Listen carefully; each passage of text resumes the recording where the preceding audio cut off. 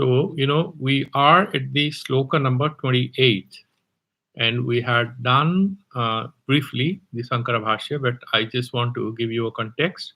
We had a day's break, and therefore, if you look at all these sutras, starting with verse number 15, where we had a very longish discussion following Sri Madhusudana Saraswati's long commentary, using heavily and borrowing heavily from the Patanjali Yoga Sutras to kind of tell us that the sixth chapter is the upaya. If you look at the fifth chapter, the last three verses, the explanation regarding how to reach there is what is provided in chapter 6. And the 15th sloka is kind of a summary of this whole gamut of techniques and sadhanas and meditations that you will do to reach self-awareness. So Bhagavan sort of mentions yato yata nischarati manah chanchalam astiram tatostata niyamyetad atma neva vasham nayet. So what he's kind of giving you a red alert before you start meditating, that don't forget that you shall be distracted because of past sanskaras, and whenever your mind sort of gets distracted, bring it back. That is one alert. Prasanta manasam hyenam yoginam sukham uttamam upeti santaradasam brahma bhutam akalmasham. And that particular final blissfulness, which the Shastra keeps talking about, in the form of self knowledge, in the form of a complete removal of all doubts, and therefore removal of all pains and frustrations and confusions, the Shastra mentions again and again, is not meant for everyone. Arjuna, don't get super excited that by taking sannyasa, you can reach there at one go. It's a longish path. And you have to really exert yourself, do a lot of meditation, because this particular final thing, that sukham, which is Brahma Bhutam Akalmasham, which is free from any stains, any deficiencies, any limitations, it's a kind of unrestricted freedom, not in the sense of license that you use in everyday life. You want to use your freedom as a license to do anything. No. This is a condition of empowerment which enables you to see who you are, free from your past impressions, which hide the seeds of your unbecoming, which hide the seeds of your failure to be what you aspire to be. And that generally, that particular sukha, that final bliss, goes to whom? The one who is prasanta manasa, the one who is completely a yogi and is successful. He has already controlled the mind, which might get a little distracted here and now. He brings it back, he succeeds. And then if you are able to silence forces of rajas, which might try to disturb when you are trying to be 100% sattva, suddhi rupa, you have to control, then you benefit. And then he gives a bit more advice to strengthen your motivation and in order to completely help you focus your attention on the key aspects of that meditation about which he has been saying again and again so far.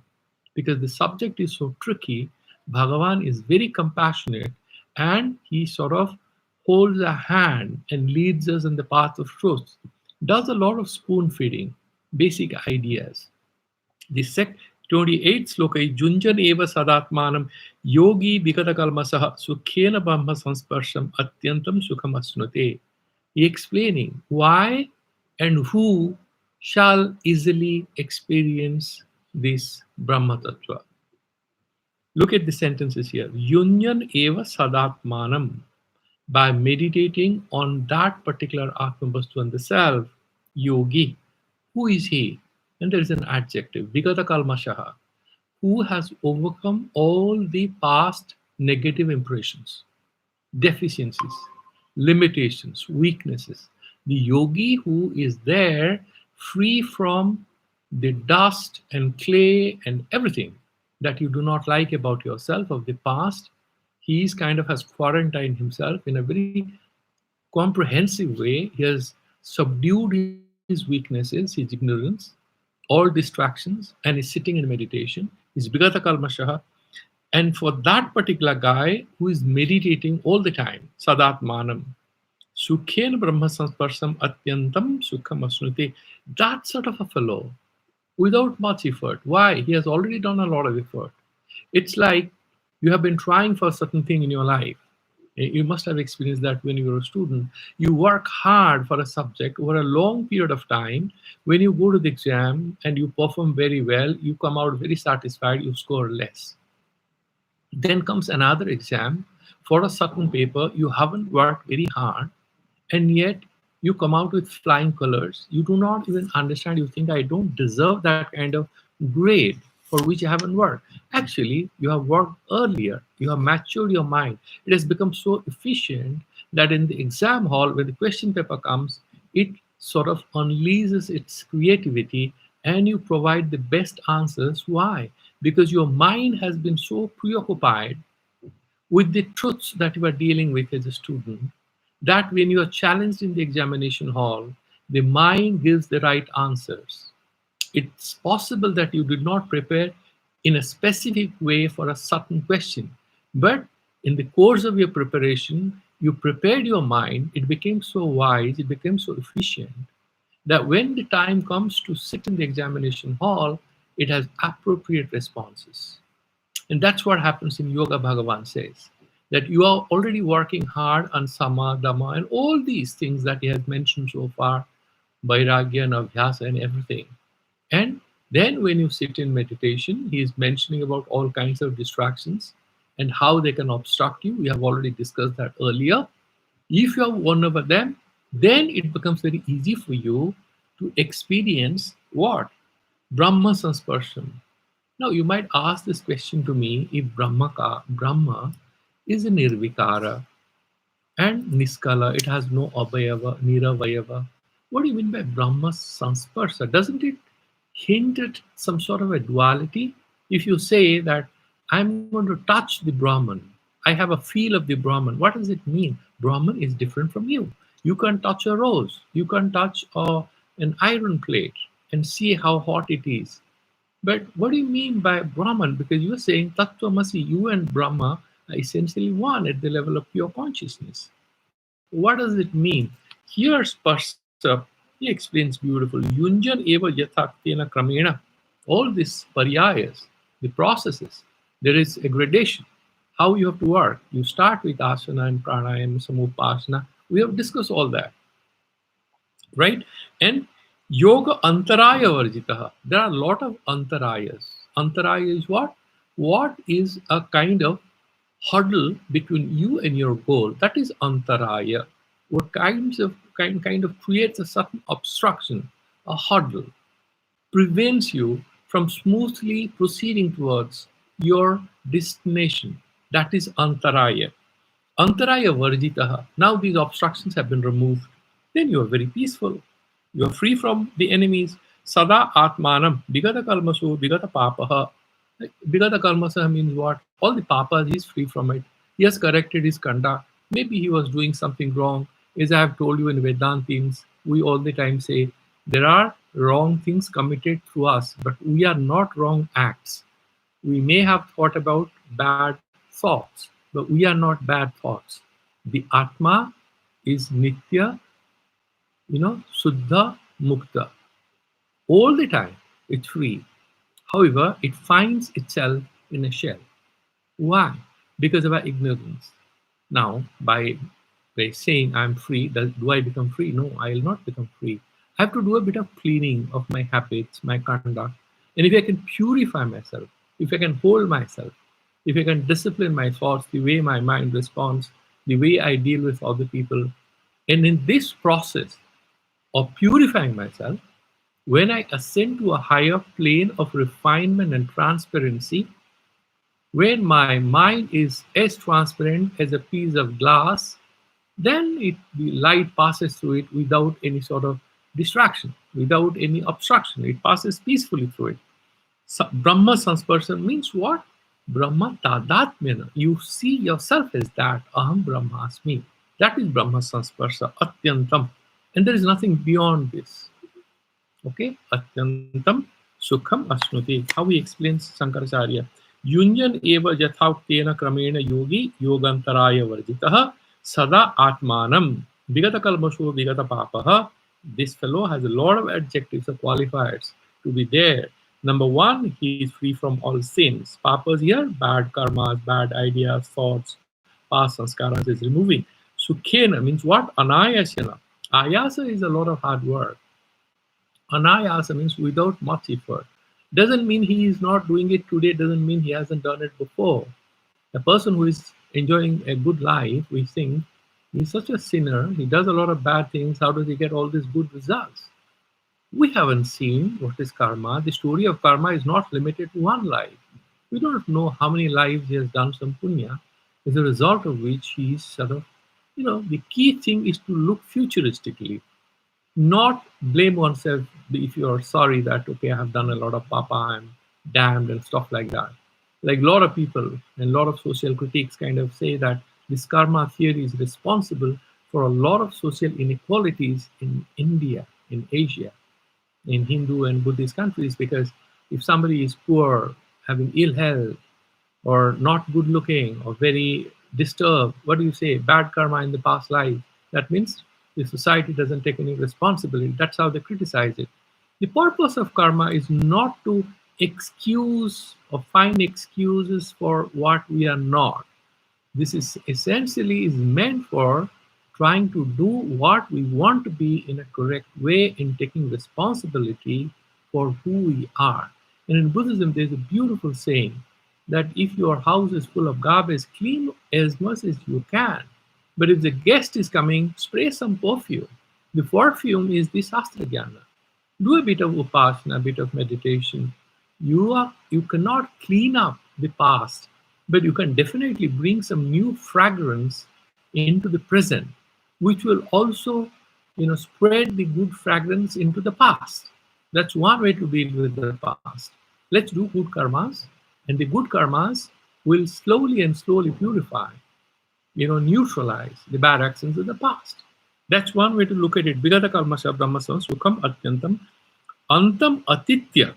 What is atyanta? Antam atitya, which surpasses the last point. If there is a last point, what is the highest point, pinnacle of happiness? Imagine which is beyond that. That is atyantam. Antam atikramya. Atitya. Bhartate iti atyantam. Utkrishta niratisayam asnute vyapnoti. So he gets that sukham. Now there will be a long debate, which our discussion, which our great scholar and our, in a way, our mentor, philosophically speaking, Madhusudana Saraswati, will bring in, because he will again bring in Patanjali Yoga Sutra to put it in a very appropriate, broader context. Because he has started with Patanjali Yoga Sutras, we covered a lot of this while discussing verse number 15. What did we discuss? We discuss everything, including what is Vitarka, Vichara, Ananda, Sasmita, right? Sananda, Sasmita, all the Samadhi, Savitarka, Nirvitarka, Savichara, Nirvichara. We discuss all that. And then what is Vitamara Prajna? What is Dharma Megha Samadhi? And we have also discussed what are the dangers even in the last moment. Why some Prajnata Samadhi cannot give the ultimate liberation, right? Because there is a Karya Karana, and why some Prajnata Samadhi survives. Because when it is present, it is a pratibandhaka of old sanskaras coming. We had the example of how the mother is standing, the child behaves in a nice way. So all these sattva-tama rajas, their bad habits are there. But when sampragyanta samadhi happens, that becomes a pratibandhaka for reappearance of all the past sanskaras. And that is how it's stable. However, the asampragyanta samadhi is not an effect. This is paravairagya. It appears on its own because of paravairagya. And then we have discussed how there are a lot of, adhyatma prasada which comes, but this guy sort of ignores them because he wants to ascend further and further and have kaivalya prapti. We have discussed all that. Here, now he is again Junja Neva Sadatmanam Yogi Vigata Kalmasya Sukhena Brahma Sansparsam Atyantam Sukhamasmite. He is now going to start again. In a way, try to have a rehash of it. It's a crash course again, which sort of combines certain verses from the first pada, Samadhi pada, and it will sort of again revise our understanding, give it a very good context. And whatever verses we had not touched, sutras we hadn't touched, we will touch upon and discuss very briefly in the course of our discussion for this particular verse. Okay. एवं मनसा एव इंद्रियग्रामम् इत्यादि उक्तक्रमेण आत्मानं मनः सदा युञ्जन् समादधत् योगी योगेन नित्यसम्बन्धि विगतकल्मषो विगतमलः संसारहेतुधर्माधर्मरहितः सुखेन अनायासेन ईश्वरप्रणिधानात् सर्वान्तराय निवृत्त्या ब्रह्मसंस्पर्शं सम्यक्त्वेन विषय अस्पर्शेन सह ब्रह्मणा स्पर्शः तादात्म्यं यस्मिन् Tad Vishayang Sparshi Brahma Swarupam Ityetat. That's his sentence about all this, and we have to break it up. So, this, if you look at Bhagavad Gita, sloka number 24, it starts. You remember that 24th sloka? Okay, let's look at it. And the 24th sloka basically told you how to sort of control your mind. Sankalpa Prabhavan Kamang Tyaktva Sarva Nasesataha. Whatever is born out of sankalpatmaka buddhi, I want to do it, all the resolutions that you do, and kama and desires, tyaktva sarvan asesata, without keeping anything, denounce them, remove them, discard them. Manasa eva indriya gramam, then that particular manas, which has become viveka yukta, it has to have that benefit of discretion. This mind, which is otherwise like a blind horse, when it is trained, this can be very useful. That manasa eva indriya gramam. This senses you can control, provided the sixth one, which is the manas, is educated, and with the help of the mind, you disconnect all the indriya. So they bring in pictures of a lot of things which are attractive. The mind is sitting in between the manas and you, and it sort of rejects them. It's like a gatekeeper. Viniyamya samantataha, fully comprehensively from all sides. That's what we have read in saying Kramena. And all these sutras, if you look at after that, 25, Sanai Sanai Ruparamed Buddhya Dhriti Grihitaya Atma Sastam Manah Kritva Na Kinchid Apichintaye. Again, there's next, slowly and slowly. And why? Because the different bhumis we had discussed, right? Bak bhumi, right? Bhagadi, Indriya bhumi, then manas, then ahankara, then a mahatattva, and how to do bilaya of all that.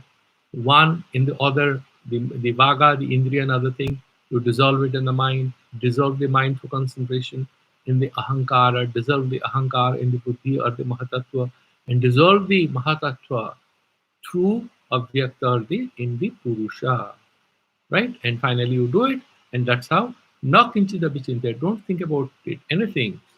Okay, we had done it, and then what? Then we had done this sloka 26, jato jato nischarati. Whenever the mind runs after, how to bring it back. All that we have done it. When we did that sloka, we had a lot of discussion on the Gaudapada Karikas. How to, when the mind is stable, don't disturb it. Right? And Upayana Nigrinyat, Dikshiptam Kama Bhogaya, Suprasanam Laya, Cheva Yatha Kama Laya Satha. Whether it is Dikshepa or Laya, both are enemies. Dikshepa is running around, Laya is falling asleep. Both are enemies of good meditation, because meditation is essentially a state of being extremely alert. And that's why Swami Vivekananda sort of says that Raja Yoga is like walking on the edge of a razor's edge. Why? Because a minor mistake is going to cut you, in the sense that you're going to fall from that height of self-awareness, fortitude, right? That beautiful state of being yourself. When the water of the lake is completely stable, how beautiful the moon appears.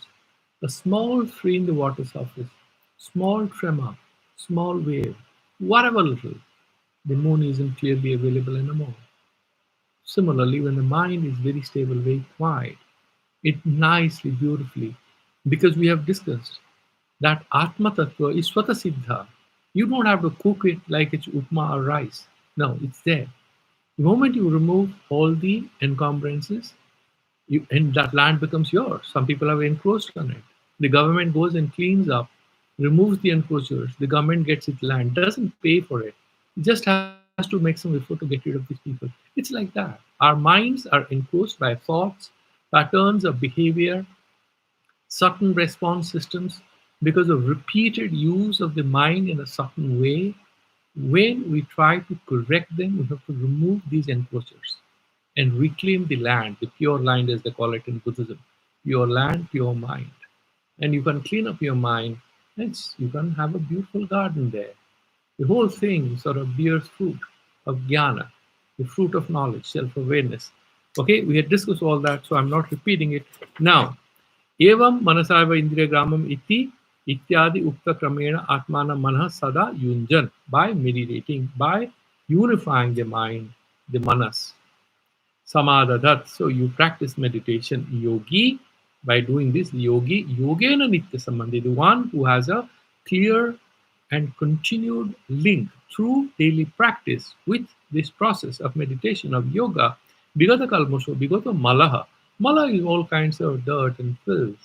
It's not physical dirt and filth. Dirt and filth are thoughts, bad thoughts, good thoughts, whatever, because they are covering up.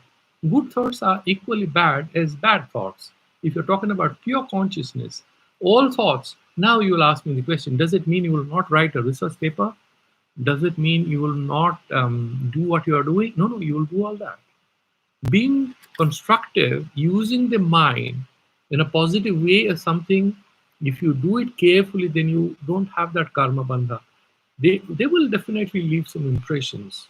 But if you disconnect yourself, if you can keep an eye on the observer self, that I am not any of these as a good Vedanti, then you can do everything very nicely and not remember even what you did, because you are constantly remembering yourself.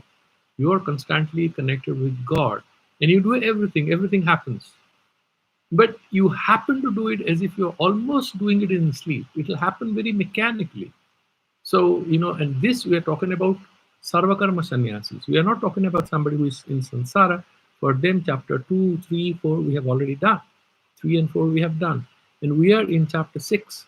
And this is for sarvakarma sannyasis. So then what? He's saying what? Sansara, bigata kalmaso bigoto malaha, sansara hetu dharma dharma rahita. What is the cause of continuous birth and death? Dharma and adharma. Good activities, bad activities. Bad activities, some negative results in life, and good activities, some higher birth, maybe prosperity, wisdom, intelligence, good looks, whatever. Healthy body, a healthy mind, all that. Sukhyena anayasena Ishwara pranidhanat sarvantaraya nibritya brahma sansparsam. And this fellow gets brahma sansparsha, self-realization, the experience of Brahman. In what sense? That he is not different, that she is not different from the Brahman, that final truth. And whatever is an obstruction, they are nibrita, they have been removed. Samyaktvena, so fully and comprehensively. Visaya asparshena. Visaya is what? External objects. The mind runs after them, the whole thing is gone. You have to first samantataha, close the mind from all sides, so that it doesn't connect with outside. We have discussed. Then how will it connect with the truth? No, it doesn't have to try and connect.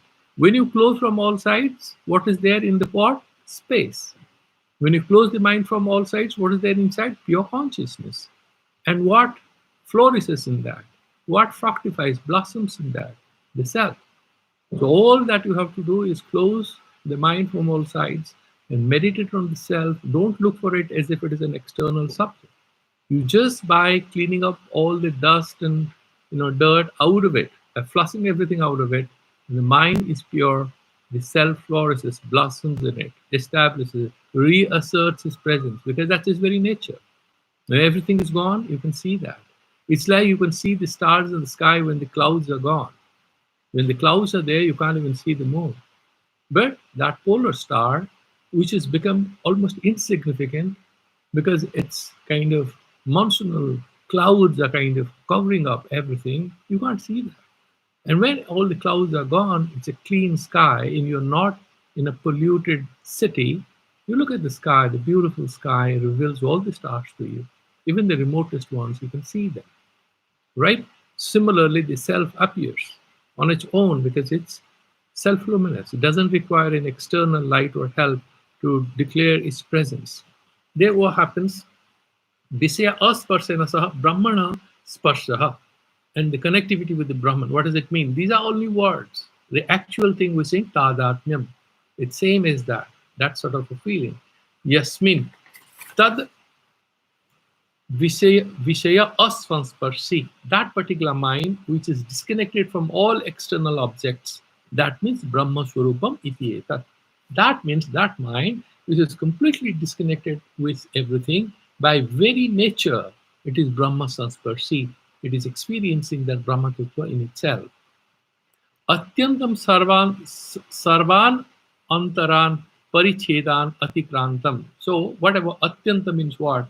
He's saying antam atikramya. What is the final thing? It is surpasses that. He's explaining in a little more elaborate manner. Sarvan anantan parichedan atikranta. All these kinds of ananta paricheda. Paricheda means, all limitless limitations. In life, our thoughts, our activities, our conduct, how do you define them? They are characterized by limitless limitations, unlimited number of restrictions, unlimited number of obstructions. That is how they are limited. They are contained. They cannot spread out. They cannot express themselves. Atikrantam niratisayam sukham anandam asnute. And that particular yogi experiences that ultimate bliss because it removes all the past sanskaras and weaknesses. Sarvato nibritikena, by removing all the thought processes. Laya bhiksheba vilakshanam anubhavati. It experiences that consciousness, which is different from laya and bhiksheba. Laya is what? Sleep. Bhiksheba, you have those four ones, right? Distraction in the form of four vrittis. What are they? Bhikshepatmaka vritti, pramana, viparjaya, smriti, and vikalpa. All these four he also gets rid of, and then he gets rid of these nidra, and therefore bhikshepa vritti sattva. Whenever you have bhikshepa, there is vritti, and samadhi chitta vritti nirodha. Layecha manasopi swarupena asatvat. And when you are in deep sleep, even the mind isn't present, then what do you talk about meditation and awareness and stuff like this? And that nidra vritti is also virodhatmaka vritti compared to samadhi.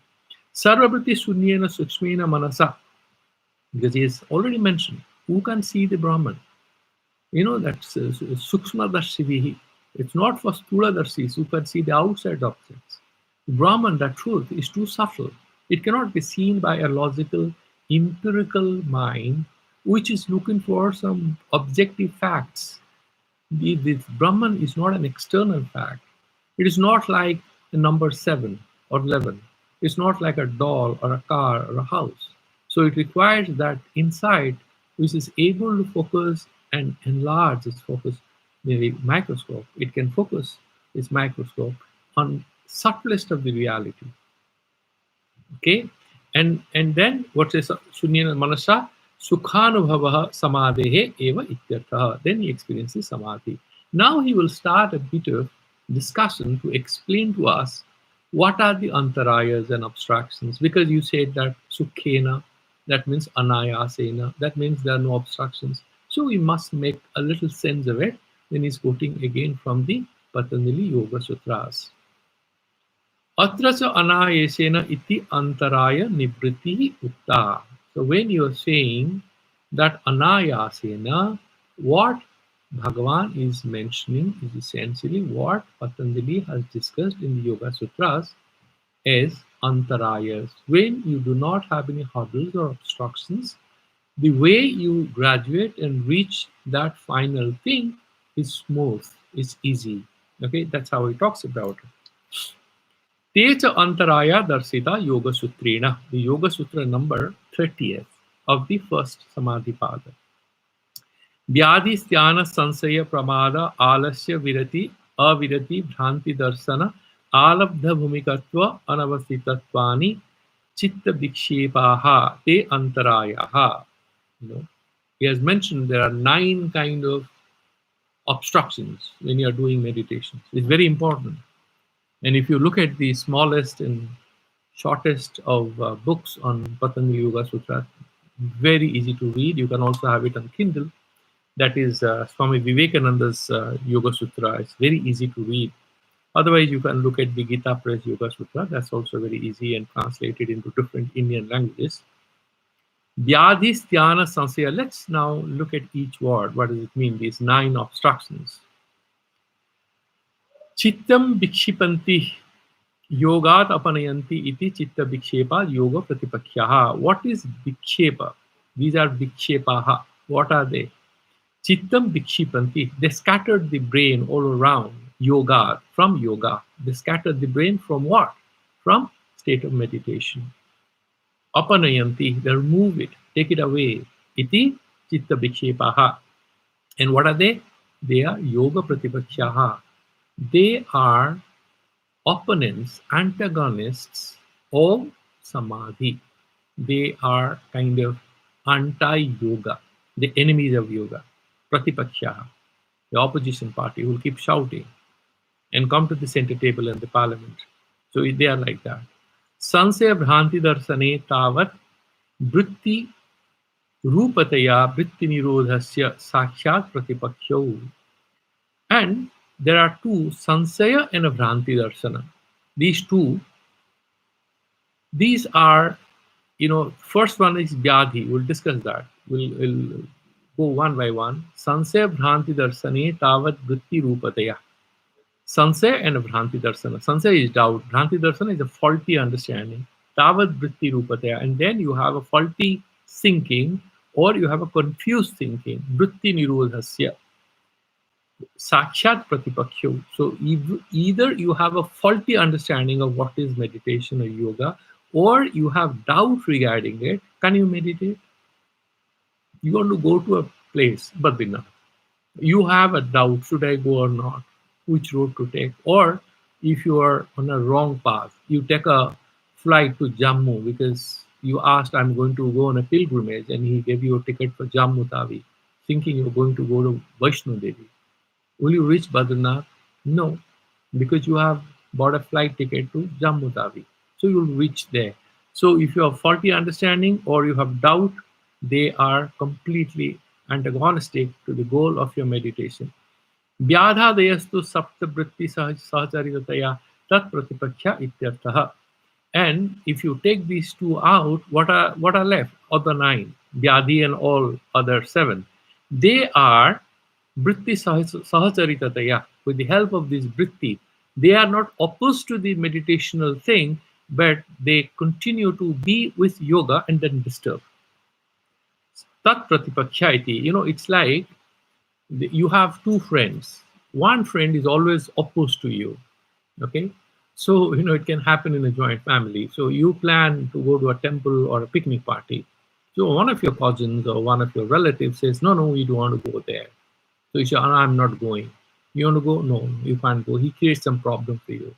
And then there are 3-4 people, they agree with you. And then you all board a car and you're going. Then there's one girl whom you love, it's a little niece or nephew or whatever. He starts crying, the other one starts complaining, the other one starts, I'm hungry, I want to have food at this particular point, motel, and the temple is going to close. And you are very irritated. Why did you come with me? You're saying, no, I want to do a bit of shopping, that's why I came with you. They're coming with you, but they are basically preventing you from reaching your destination. Now you have two kinds of people, right? Now the other 7, the vritti sahacharitataya. So because they have vrityatmaka, they'll try to disturb you. How does that happen? I'll explain. Vyada deyastu sapta vritti sahacharita tat pratipaksha ityartha. Vyadi dhatu vaisamya nimito vikara jvaradihi. There are 2 ways to look at vyadhi. So one way is saying dhatu rasakarana vaisamya. They mention about this Vata, Pitta, Kapha in us, right? In the Ayurveda. And if there is a disturbance in them, there's a kind of kind of an imbalance in Vata, Pitta, and Kapha, then you have the principle of acidity and phlegm and all kinds of things, right? And then you have some pain or problem with you. That's how they're mentioning. So this is Vyadhi, Jwaradi, fever, cough, or corona, whatever. What is the next one? Vyadhi deyastu sapta. Okay, Vyadhi Jwaradihi. Styanam akarmanyata guruna sikshamanasya api asanadi karman anarhata iti yavat. So what is Thyana? Akarmanyata. You don't want to do it. You're too lazy. But different from alasya. Okay, akarmanyata is kind of a refusal to do it. Akarmanyata. Guruna sikshamanasya. The guru has mentioned you should do it, but you don't feel like doing it. Api asanadi karman anarhata iti. He doesn't want to do it. He's been advised, but he doesn't want. That is dhyana. Okay, it's basically akarmanyata, and that's how it's one of the abuses. They say no, you say akarmanya. It's like doesn't want to do anything. Okay, and then the next one is what? Gyara deyastu. Then yoradhisthana. Then yoga sadhanyo nava iti ubhaya koti sprit vijnana sansayah. What is doubt? Yoga sadhanya nava. So should we do yoga? You think it's relevant? No, but you see, if you do what Rajni says, he says that you should laugh and dance and have good food and friendship, not a problem. Why should you do it? You think he was not enlightened? No, you are interested in now Patanjali Yoga Sutra, then you should be able to do however it is prescribed. But you have some doubts. Should we do it like this or not? There are several yoga gurus and several methods available, and you have a doubt. Now, whatever method you want to go and be a part of it, not a problem. If you want to follow Osho, not a problem. But go 100% for that. There are a lot of people who tend to be hesitant about whatever they want to do. Now, if they go and join a yoga camp, you know how the mind will work? For Sansayatmaka Buddhi, he'll say, yeah, but Vedanta sort of tells you you're completely free. And it is Shastra Sammata. Don't you think we should go to that path? Then he goes to the Vedanta class. He says, you see, I'm from Eastern India where there's a lot of Devi Upasana. So I think I should be doing that. Basically, he doesn't want to do anything. So he will always have this all sort of alternatives coming, whether I should do it or not. That is Sansaya. Okay?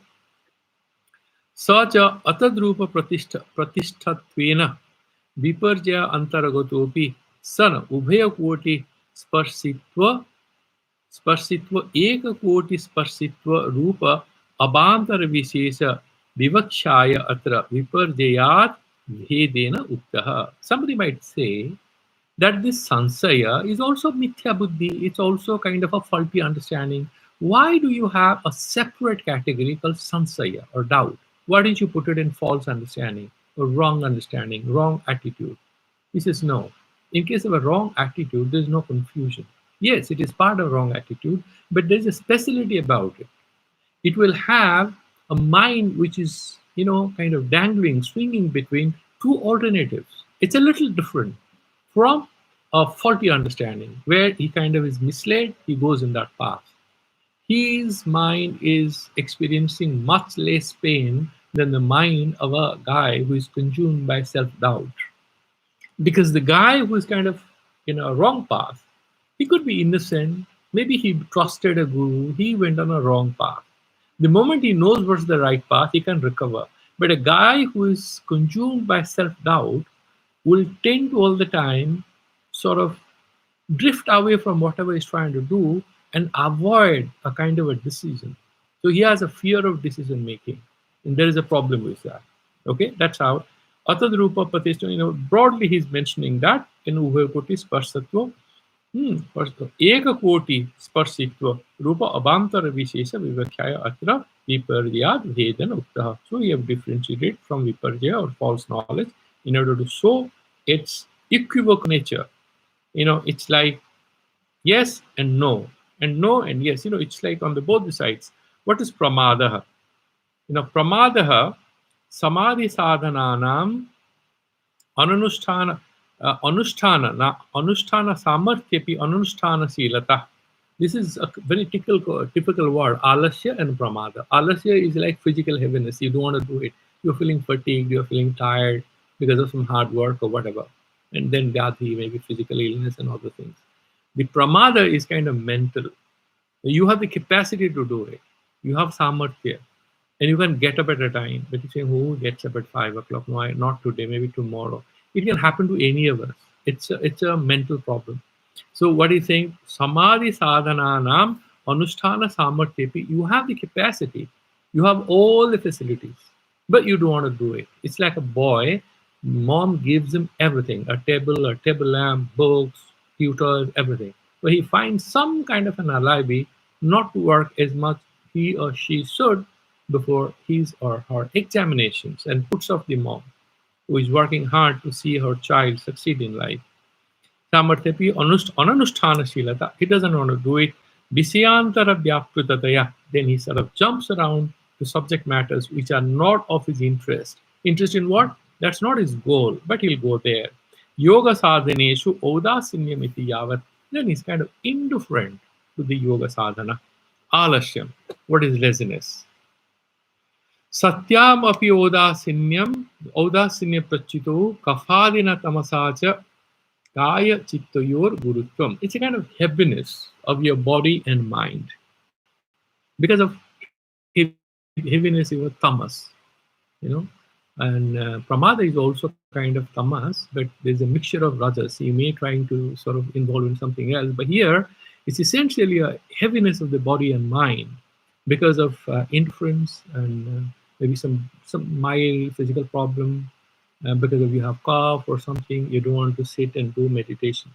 Tacha vyadhitvena aprisiddham api, even though it's not necessarily a physical illness, yoga visaya prabriti virodhi.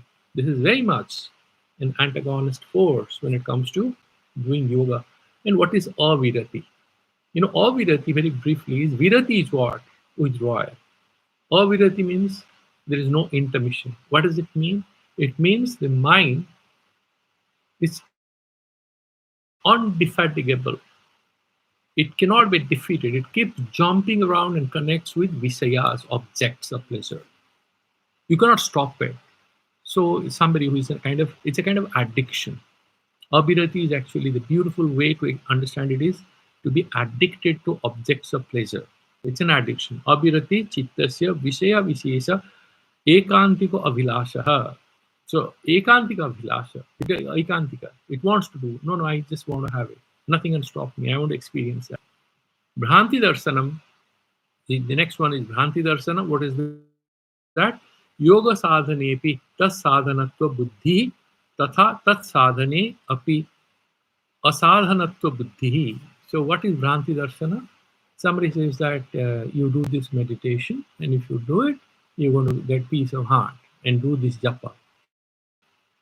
And then, because of some faulty reason, he didn't understand it, or he does it in a different way, not subtly knowingly all the time. It's possible that you start doing it without knowing it, or somebody has not given you a very correct advice. So I remember a long time when I was doing a certain Gayatri thing, Anushthanam, I did not know much. I was doing japam, and I confused this with japam of some Devi mantras, and I was doing it, and I was doing it even in the middle of the night because I just did it. And I finished it, and later on when I read the books, and I said, okay, there are certain hours during which you should do it. You shouldn't be doing Gayatri Mantra in the middle of the night. You should be doing it early hours of the day, not exceeding the first prahar of the evening, like 6:30, 7:30. You can do it till that point. You shouldn't be doing after 8 p.m. in the midnight or 3 o'clock. Okay, 4 o'clock you wake up, you can do it. So there is a certain period of time where you can do Gayatri mantras, and there are certain guidelines to where you have to read the Durga Saptasati or Chandi Patan or Navaratri is coming. And they say that, okay, if you do these kind of mantras or Santi mantras, or you read these stotras, then you can also do it at night, no problem. But some people say you should do it every day. And these kinds of advices are very properly given in a good book you pick up, where they give you some sadhana advice and tips. So here, this Bhranti Darshana could be knowing or unknowing, but you are doing something opposite to what is reliable and what can actually bring you success. Okay? The sadhana, the buddhi, tatha tat sadhanepi. Asadhanatva buddhi. If somebody gives you this and you say, no, this will not work. I want to do it something else. You have viparita buddhi in a way. Alabdha bhumikatvam. What is alabdha bhumikatvam? You work hard, but you cannot reach that point of nullness or that numbness or quietude or peace or tranquility. Trying very hard. The mind doesn't settle down. So alabdha bhumikatvam. Bhumi is that meditation. Bhumi. Alabdha means not getting it. Labdha bhumikatvam means you have got it. Alabdha bhumikatvam means you are never getting it.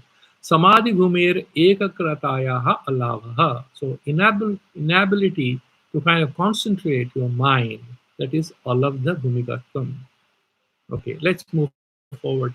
Shipta mudha bhikshipta rupatvam iti yavat. So what are these? And you have those 5 bhumis, right? Shipta, mudha, bhikshipta, ekagra, and Nirudha. Ekagra and Nirudha are actually bhumis of meditation. Ekagra leads to Sampragyata Samadhi. Nirudha leads to Asampragyata Samadhi, Kaivalya Prapti. Shipta is scattered. Mudha is dull. And Vikshipta is Sattvika. There's a balance, but it's like a good professional. Does a lot of things. All these are not conducive to getting Ekagrata. So you have to overcome it. So when you're in these states, what do you have? Alabdha bhumikatva. Because the labdha bhumikatva is actually ekagrata and nirudha. That you haven't reached as yet. That is what is called alabdha bhumikatvam samadher bhumer ekagrataya alava shikta mura vikshipta rupatvam iti yavat. Anavasitatvam, inability to settle down. It's like you get that inability to have the staying power. You know what is anavasthitatvam? Inability to stabilize your meditation. Na ete chitta vikshepa nava yogamala yoga patipakya yoga antaraya iti cha avidiyante. Te ete chitta vikshepa. All these distractions. Oh, I see. Okay. So these obstructions, they are yoga patipakya. They are antagonists or enemies of the ability to have samadhi. Dukkha dormanasya Angamejatva Swasa Prasasva Vikshepa Sahabhuvaha. This is sloka number 31. So when any of these obstructions come and affect your meditation, then what happens? He's saying you will have what is called dukkha. What is dukkha? We have discussed that many times. Adhyatmika, Adi Bhautika, Adi Daivika. What is Adhyatmika? Is the result of whatever is happening in the mind. Okay. So because of your thing, that is Adhyatmika. And then what is atibhautika? Like, for example, you're attacked by a tiger or because heat and cold, terrible heat. Okay, you have a sunstroke. These are atibhautika. And then adidaivika, just imagine cyclone or something, sudden event which you cannot explain. It cannot be predicted. That is adidaivika. These are the dukkhas. Dormanasya. What is dormanasya? Dormanasya. What happens is you wanted to have something. Okay, so you wanted to meet a person and then you hire a taxi, you go to that hotel where in the lobby she or he will be waiting to have the business meeting with you. You have postponed all your activities, you have your papers, you're carrying a PowerPoint presentation, you want to strike a business deal with this person. And you go with a couple of other people and you order food and everything for him. When you reach there, you find that some other company is talking to that fellow and he just doesn't pay any attention to you. And when you say, sir, he tells you that, yeah, he's busy. And then you keep waiting in the lobby. And then one of his associates comes to you and tells, sir, we'll be busy. It's a serious business meeting which is going on. So maybe we'll let you know when we can meet you next. How would you feel?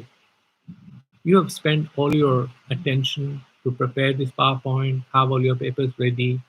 You're almost trying to sign the deal, and you're there, and you know he's talking to someone else for the same deal. You're out.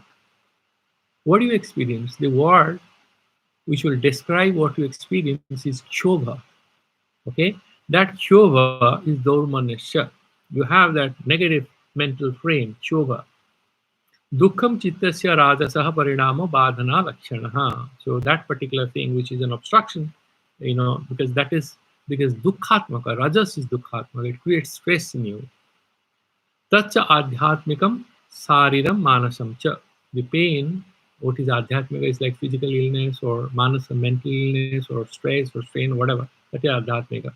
Cha vyadhi vasat kamadi vasat cha bhavati. Either because of some illness or because of desires, you might experience adhyatmika dukkha. Like a breakup in a relationship, you're emotionally down, that is adhyatmika dukkha. Or you had to go and join the marriage of your niece or nephew or sister or brother, and suddenly you are not well. Okay, that is adhyatmika dukkha. And then the second one, adhibhautika vyagradi janitam. So you're going and you're kind of attacked by a snake or a tiger or something. It's adhibhautika. And then Adhidaivikam Graha Pidadi Janitam. So he's talking about, he's bringing in something which might sound a little unscientific, but his Adhidaivika is what cannot be easily, rationally, logically explained, like an earthquake or a cyclone, what is unimagined. So he's saying as a result of the stars and the planets and their influence, and you're sort of you're hit upon by a misery which you hadn't imagined about, for which you are not responsible. Dvesakhya viparjaya hitutva samadhi virodhi. And all these three dukkhas are samadhi virodhi because they create dvesha in you, they create aversion in you. You get very angry. Dormanasyam इच्छा विघातात विघातादि बलवत् दुःख अनुभव जनित अनुभव जनितः चित्तस्य तामसः परिणाम विशेषः क्षोभ अपरपर्यायः स्तब्धि भावः. So he's explaining what is dormanasya. It's actually क्षोभ. Ichha vigadat. You wanted to have a desire and that is defeated. It's and then what happens that you are going to have your you are having that meeting, you are planned that meeting, but that fellow has dismissed you. Then your assistant said, "Sir, should we go back or we should wait?" You don't even respond because you are stunned into silence. That is Kshobha, Stabdi Bhava. You are dumbfounded. You are invested so much of emotion, and all your dreams are going up in flames because the deal isn't going to be there. You're not the person, someone else is getting it. And these kind of things are even more miserable when it is about employment and you're a very young person, or it's a relationship break and you're a very young person. When this kind of happens and affects a lot of college students who are looking for jobs and appearing in competitive examinations, and some of them also sort of have breakups. And you can see them, they have a lot of emotional problems, and some of them have emotional problems with even their parents. They wanted a gift from the parents, and parents said, no, not this time. They're heartbroken. So they have Stabdi Bhava. Okay, because of the connectivity, which is very bad, I think we'll have to stop here and we'll continue tomorrow onwards. And I'm ending the stream on YouTube, and we'll continue our discussions on the Google Meet.